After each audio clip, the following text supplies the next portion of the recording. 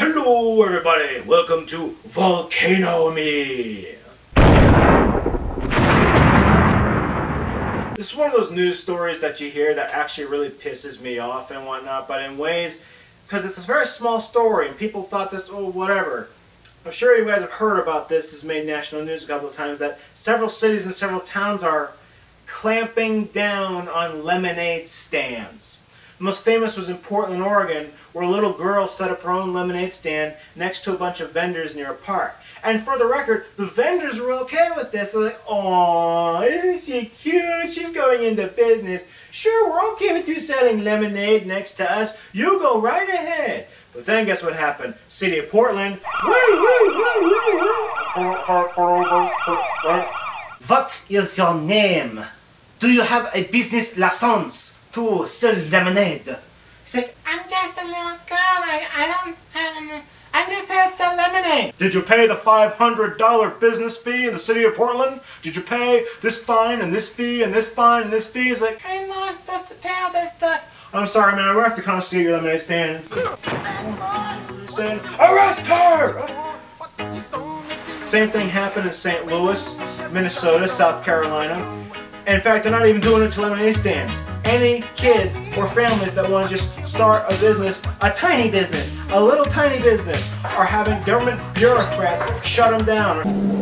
Sounds threatening, huh? Three girls' dream of going to a water park was quickly put to an end after Midway police shut it down. Kind of crazy that we couldn't sell lemonade, so. But it was fun and stuff, but we had to listen to the cops and shut it down. The girls had only been open for one day before Midway's police chief and an officer cruised by and saw the stand. They told us to shut it down. To shut it down. Did they tell you why they're going to shut it down? Yeah. Telling them, look, we understand you guys are young, but still, you're breaking the law, and we can't let you do it anymore. The law is the law, and we have to be consistent with how we enforce the laws. By city ordinance, the girls must have a business license, food, and vendor's permit in order to set up shop. The city says they want to see everyone safe and healthy, and there's no exceptions to that. We were not aware of how the lemonade was made, who made the lemonade, or what the lemonade was made with. So we did act accordingly by city ordinance.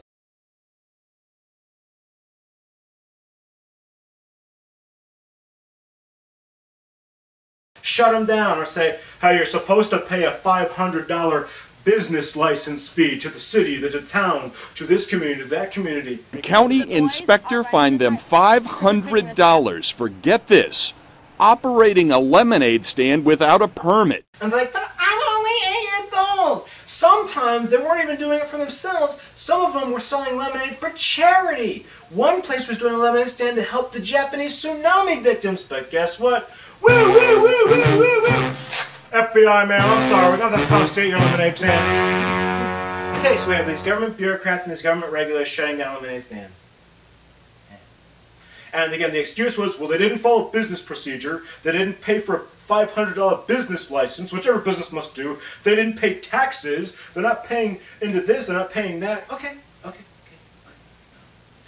I thought about this long and hard. I thought about this in the car.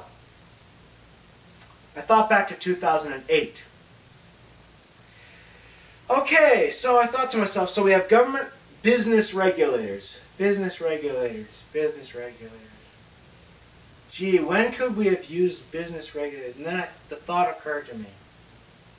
These government bureaucrats found an 8-year-old girl selling lemonade without paying business license and without following business regulations. But these same government bureaucrats could not find Goldman Sachs, Fannie Mae, Freddie Mac, Strauss-Kahn, Bernie Madoff, AIG, Lehman Brothers, Bear Stearns, you know, all the businesses and corporations that caused this recession. Not on their radar. The SEC, the Securities and Exchange Commission, which is their job to police the stock market, regulate the stock market, kind of like how there's a referee at a basketball game or a football game. Their job is to referee and make sure people are following the rules. They're like, Goldman Sachs, we had no idea they were doing scandalous business practices. Citibank was in trouble? No. Then there's Bernie Madoff. He stole billions of dollars right off of people. Just walked off with their money. Bernie Madoff, not even on the government's radar. The government's like, Bernie Madoff's a criminal? Had no idea, really? But you found an 8-year-old girl selling lemonade, and you also shut down Girl Scout cookie stands, yard sales, many other small businesses. You shut them down. Bernie Madoff steals $2.2 billion. Whatever. Goldman Sachs, AIG, go bankrupt. Never saw it coming. The government bureaucrats did. But an 8-year-old girl, wee, wee, wee, wee, put the lemonades down! Put the lemonades down! Put it down! Put the lemonades down! That's it, lady! Open fire! Yeah, Earl. We did a good job today. Little 8-year-old girl trying to be a corporate criminal, not paying taxes on her lemonade and cookie stand. Well, Earl, that's what we're here for. We can sleep good tonight, knowing we put a criminal behind bars. She ain't gonna be scamming people with lemonade no more. Yeah, Earl, I'm gonna be going home now. You know, we frequently hear over and over and over again that the business environment these days is very hostile. You know, I think I know why a lot of people don't want to invest in business right now, because they're looking at this and saying, how the hell am I supposed to start a business when they're being cruel to 8-year-old girls starting lemonade stands, cookie stands, or yard sales, and half of them were doing it for charity, and they're busting them with $500 or $1,000 fines. They're saying this is, how the hell am I supposed to start a business if they're being this cruel to 8-year-old business people? You know, one of my favorite, if you'll take a look at my favorites on YouTube, you know, I'm a big anime fan, but there's another thing I'm a fan of, and that's the UK Apprentice. It's very similar to the Donald Trump Apprentice, only in my opinion it's better. He had one called the Junior Apprentice, where he had 15, 16, and 17-year-old kids doing very big business practices, and they said that in England, it got so many kids energized to start their own business and be entrepreneurs. How are kids supposed to be encouraged to be entrepreneurs if they can't open up a lemonade stand anymore? And I'm warning the government. I'm warning the government. Earlier this year, I'm sure you heard about the Arab Spring, right? That Tunisia, Morocco, Egypt, Libya, Syria have all erupted in riots and throwing out their government. You know what got this started? I was shocked by how this started. Do you know how the Egyptian riots started? How the Tunisia riots started earlier this year? Do you know how it started? You know how it all got started? How everything begins. Very, very small. See, in third world countries, here's my worst fear here. America's starting to become a third world country in some small ways. Because if you want to open a business in a third world country, you know what you got to do first? You have to bribe the dictators. You have to bribe the policemen. You have to bribe these people for protection and so on. Even if all you want to do is open up a little coffee shop. Right? In Tunisia, now Tunisia and Morocco, you know what Tunisia and Morocco are very famous for? They're very famous for something, as a matter of fact. Outdoor marketplaces. I'm sure you've seen cartoons, or Family Guy made fun of them. Remember when Brian and Stewie went there? When they go to the open marketplace and they have the salesman, hello sir, you look like you would like to buy an orange. I could sell it to you for £1. No, wait, no, 50 pence right now. Going 50 pence. You know, there is no fixed price. You walk up and say, you know, like, how much is this hat? This hat is $5, but for you, sir, $3.50. So like $2. No, $3.50, $2, $3.50. No, I want $2. Okay, you get hat for $2. You know, they're all outdoor marketplaces. They don't have Walmarts or Targets. It's all literally mom and pop shops. However, there's one setback. Because they're a third world country, guess who they got to bribe? The dictators and the El Presidente and so on. One of the things that got the whole Tunisia and Egyptian riots started was way earlier this year. There was a fruit stand guy, and one of the bureaucrats of Tunisia asked for his bribe. And the fruit stand guy's like, I'm just a humble fruit stand man. I don't have enough money to bribe the government. And what they did, they took his scale away. Now for a fruit salesman, he needs that scale to weigh the fruit. Otherwise he cannot sell it or know how much it's selling for. He was devastated. He walked up to the government bureaucrat and said, please, I would like my scale back, please. Please give me my scale back. And he's like, sure, after you pay us this much money. He's like, I don't have that much money, sir, please.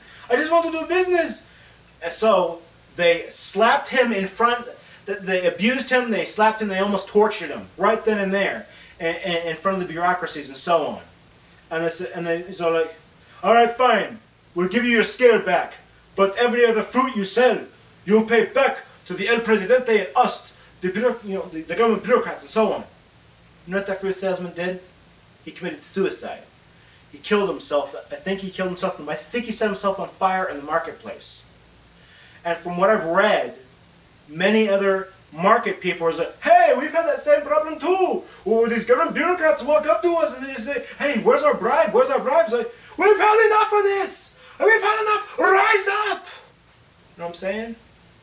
All because of a fruit stand. And then, when that happened, Egypt said, hey, we got the same problem here with Mubarak. Mubarak said, dick, you know what, rise up! Syria, we don't like this Assad guy, everybody rise up! It all started, now it was, don't get me wrong, it was a lot of small things piled onto each other. This happened over the course of years, you know what I'm saying? But one of the many things that set this off was the government bureaucrats shut down a fruit stand. So I'm warning the government here in the United States. I don't want to sound like I'm being threatening or anything. But if you're going to go through trouble shutting down little girls' lemonade stands, and here locally, we got the same problem when it's not lemonade stands. They're shutting grown-ups shops now. I have a friend of mine, he loves yard sales, right? He started his own yard sale, and it went really well, so he decided to keep doing it for a week. Guess what? Woo. Excuse me, sir, you have to have a business license to have yard sales. Since when did that start happening? I need a license to have a yard sale on my property, on my lawns. According to state law, you can have a yard sale for 3 days. 3 days and that's it. Anywhere past that, you have to have a business license. How much is the business license? This much, $1,000. I'm just selling used shirts and used shoes. Well, sorry, I'm afraid I have to shut down your lemonade stand. I'm warning you, bureaucrats. You're pushing us. And in this recession, people are resorting to sell their used things. And now you're telling them they can't sell them in yard sales? I'm warning you. You don't want to push the people over. Because the American people and the young businesses and the young entrepreneurs are honestly asking themselves, how can I start a business with them being cruel to 8-year-old girls starting a lemonade stand or shutting down yard sales? Because the local government, then the national government didn't get their little cut.